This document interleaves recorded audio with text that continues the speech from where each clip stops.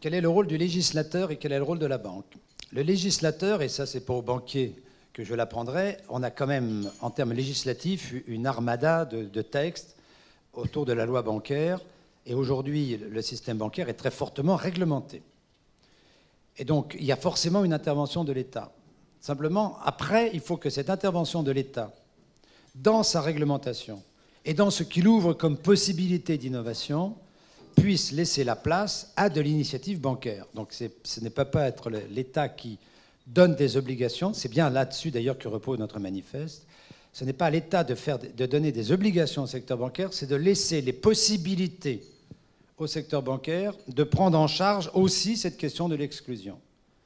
Et pour permettre d'avancer dans cette direction, il nous semble, et c'est le contenu du manifeste, qu'on doit pouvoir disposer d'un certain nombre d'indicateurs auxquels seraient soumis toutes les banques de la place, des indicateurs d'accessibilité pour les populations les plus en difficulté, que l'ensemble des banques fournissent des informations qui auront été certifiées, donc normées et certifiées, donc on définit un certain nombre d'indicateurs, qui sont traités à travers les mécanismes de la Banque de France et donc probablement à travers l'ACP, l'autorité de contrôle prudentiel, pour que tout le monde fournissant les mêmes données, on puisse comparer ce que font les différents réseaux bancaires en matière d'accessibilité.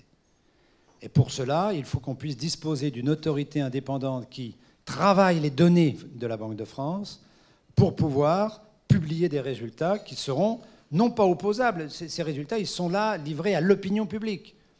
Alors après, chacun pourra, en fonction de ces résultats qu'il obtient, faire la communication qu'il entend. Mais ce qui est important pour nous, c'est que chaque banque soit obligée de donner des indications sur ce qu'ils font.